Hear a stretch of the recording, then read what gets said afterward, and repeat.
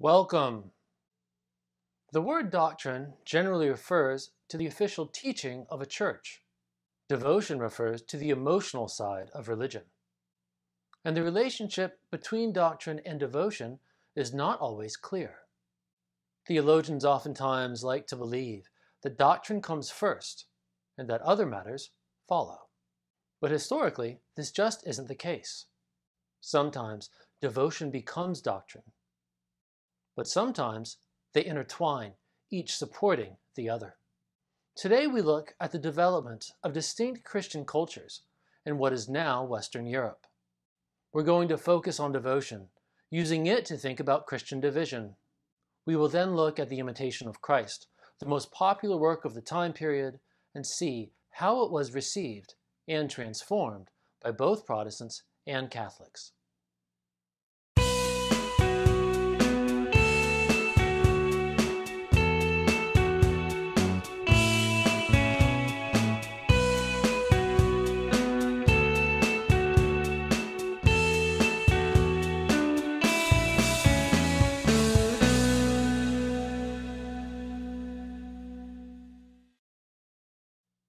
Christians today exist by many names: Catholic, Baptist, Pentecostal, Methodist, etc.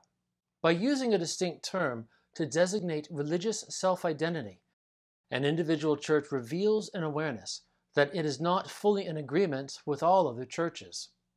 Before the mid-16th century, most Christians, especially those in Latin-speaking Europe, had simply called themselves Catholic. By this they meant adherence to the creeds of the early church, the threefold hierarchy of bishops, priests, and deacons, and the necessity of sacraments. The Bible was the most important liturgical text. It was read aloud in church and was the set text for sermons. This changed over the course of the 16th and 17th centuries. And while it might seem that it was the Protestants who changed their self-designation, it is probably just an accident of history that the term Protestant became widespread. In truth, Protestants did not like being called Protestant, nor did they like terms such as Lutheran or Calvinist. Rather, Protestants preferred to call themselves evangelical or Christian. Perhaps surprisingly, they even preferred the term Catholic. Among the Christians of the Latin-speaking West, by the mid-17th century, there were three main Protestant groups, in addition to Catholic Christians. These divisions were both political and religious. In each and every locale, the religious majority was often bound up with the local political authority. State churches, also known as established churches, became the norm. Catholicism remained by far the largest Christian church. In fact, it was larger than all Protestant churches combined. Much smaller was the Lutheran movement. Lutherans were present primarily in the Holy Roman Empire and in the Scandinavian kingdoms. Another group was the Anglicans, who were present in England and Wales, and to a lesser extent in Scotland and Ireland. Finally, the Reformed Protestants were also present in Scotland, to some extent in England, Ireland, and Germany, but more commonly in the Netherlands and Switzerland. Liturgy changed in the 16th century. Catholics retained the most ceremonies, but made them more uniform in the Latin Mass. But Protestants disagreed about the precise amount of liturgy allowed in church. Lutherans and Anglicans retained various ceremonies from earlier centuries, although their liturgies were less elaborate than the Catholic Mass. Reformed Protestants, however, rejected all ceremonies. But of course, liturgy was about more than just church ceremonies. And whereas Anglicans, Lutherans, and Catholics all retained liturgical calendars, Reformed Protestants sometimes did not. At their more extreme, Reformed Protestants even rejected the celebration of Christmas and Easter, claiming that these Christian holy days were in fact sinful and even blasphemous.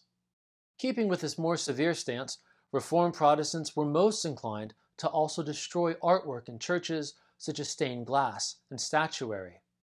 Reformed churches thus took on a very plain and even austere aesthetic. Anglican, Lutheran, and Catholic churches were more aesthetically ornate, with Catholic churches the most ornate of all.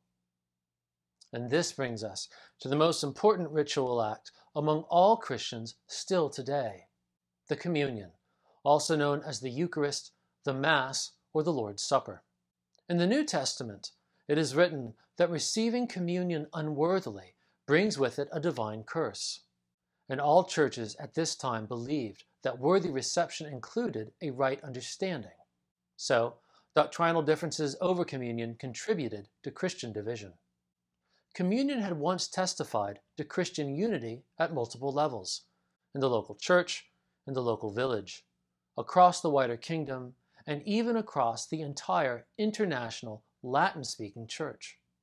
But now, different churches celebrated communion in different ways, and they usually excluded from receiving communion those who belonged to other churches. Protestants and Catholics all believed that communion was one of the most important acts of Christian worship. It was a serious occasion that required preparation and devotion. So, all churches counseled their members to repent of their sins and be reconciled to their neighbors before receiving the bread and wine. Communion thus continued to testify both to union with God and with one's neighbor, at least when the neighbor belonged to the same church. But theologies of communion became both sources and justifications for division. First, at the Council of Trent, the Catholic Church renewed its commitment to the doctrine of transubstantiation. This had been official doctrine since the early 13th century. In the communion, Jesus' literal body and blood appeared as bread and wine, but the bread and wine were not technically present. So, for Catholics, communion was a miraculous event in which divine grace was communicated to faithful recipients. Lutherans developed a slightly different idea, known today as consubstantiation. This means that Jesus' literal body and blood are present in the communion together with the physical bread and wine. So, like Catholics, Lutherans also believe that the communion is miraculous. But Lutherans define the miracle differently. And, like Catholics, Lutherans hold that grace is given to those who receive communion devoutly. Reformed Protestants took a different view. They understood the bread and wine as symbols or signs of Christ's body and blood. So, from their perspective, at the Last Supper, when Jesus denoted the bread and wine his body and blood, he meant this figuratively. Consequently, Reformed Protestants denied that the communion was miraculous, and they further denied that grace was communicated to faithful communicants. The Anglicans ended up as a sort of third option. They rejected transubstantiation, but allowed both the Lutheran and the Reformed explanations of Christ's presence to exist within their church. However, like Lutherans and Catholics, Anglicans also believed that the communion was an effectual sign of grace for worthy communicants.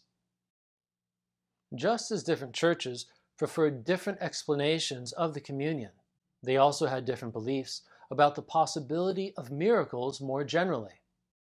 Miracles provide an excellent case study of how devotional assumptions and practices can shape doctrine. Healing was long the most sought after of miracles. So, as Latin Christendom divided, the need for healing remained, and without modern medicine, the best hope for a cure was often a literal act of God. Some supernatural events were recognized by all Christians, namely monsters and ominous omens as signs of impending judgment. But even as most churches recognized miracles among their own, they generally rejected the miracles that other churches believed in, denigrating those miracles as either superstitious or false. Catholic miracle culture changed least of all. Catholics continued to associate healing with familiar avenues of the miraculous, such as the relics of the saints or pilgrimage to a saint's tomb. This had been the case for centuries, and it remained a vital aspect of how Catholicism was practiced. So too, other supernatural events, such as visions and prophecy, remained an important element within Catholic practice. Catholic miracle culture shows how both doctrine and devotion were sometimes inherited. Catholics believed that the continued presence of miracles vindicated Catholicism and its doctrine against all Protestant attacks. Lutherans also had relics, although fewer than Catholics.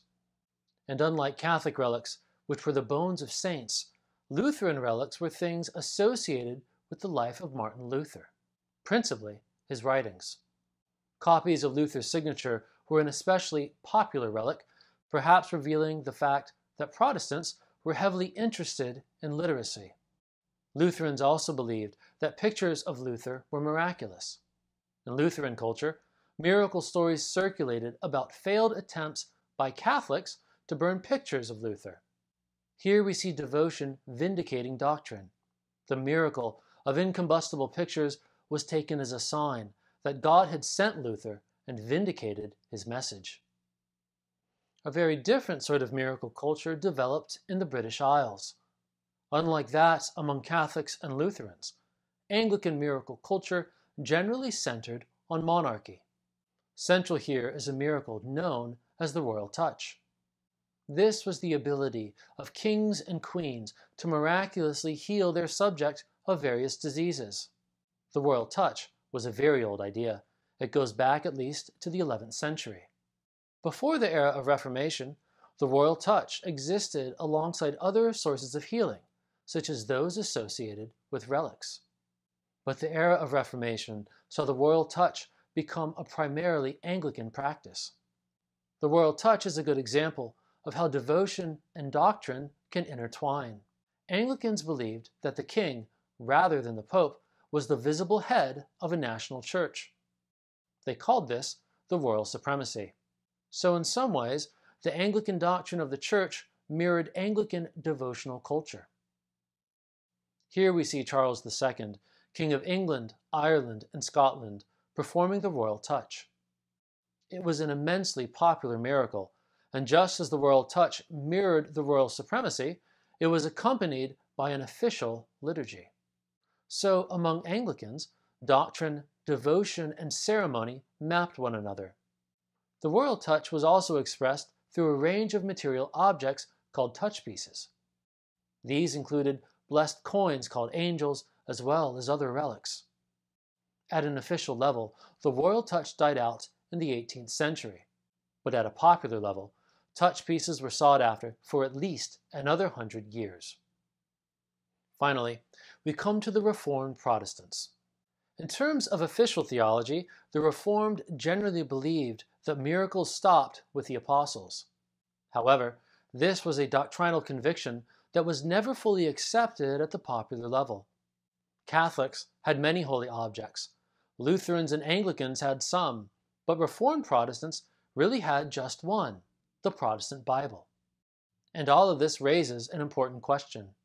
Did the rejection of miracles lead to secularization?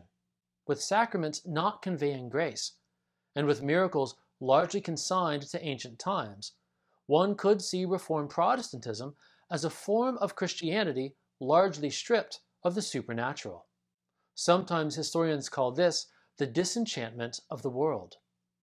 It's a matter of academic debate, but it should be noted that many historians and other scholars locate the roots of modern secularization in Protestantism, and chiefly among the Reformed.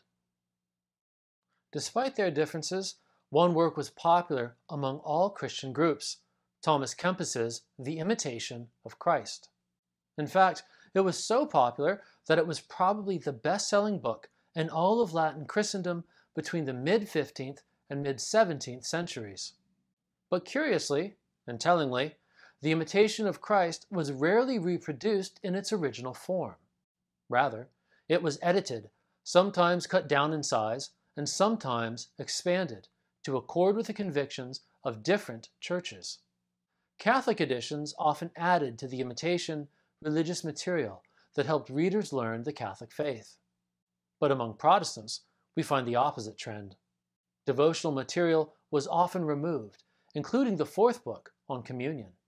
Furthermore, Kempis believed in purgatory, but Protestants rejected this idea, and Protestant translations of the Imitation generally mistranslated the text, by replacing the word purgatory with the word hell. As with much other literature, including the Bible, the contents of the Imitation of Christ were surprisingly fluid. This illustration comes from a Catholic edition of the Imitatio Christi. As the 16th century wore on, some of this imagery became distinctly Catholic, such as the rosary beads held by the kneeling Christian. A rosary was a meditative device. If a Catholic prayed a series of different prayers, moving from one bead to the next helped them keep track of which prayer they were on. Sometimes devotion becomes doctrine, and sometimes devotion becomes division as well. So what? In retrospect, we might detect two trajectories at work by the late 17th century. On the one hand, different nations now had different state churches. Consequently, different kingdoms favored different forms of Christianity. The favored church was often called the established church. But on the other hand, Christians now had to engage in projects of toleration, because every nation now had within its borders some sort of Christian minority that rejected the established church. Today, the word toleration has a positive meaning, but at the time, it was more grudging. The Latin verb tolerare means to bear another's burdens, and religious difference was seen as a burden, but also one now unavoidable. There were different reasons for this. Some opposed religious coercion as a matter of principle. They supported toleration because they saw it as the best of means for practicing Christian charity. Others supported toleration because they held unorthodox ideas. Some turned to the early church, and especially Constantine, whose 4th century edict on toleration began to receive new attention at the time. Others embraced more relativistic arguments, arguing that because religion is often a product of culture and thus upbringing, it's foolish to make religion a source of division. Different nations worked out toleration on their own terms. It could be a remarkably slow process, but some sort of toleration was normative in most places by the late 17th century. But no matter where they lived, in the Western world, Christians now had different devotional cultures, different political commitments, and different confessional convictions.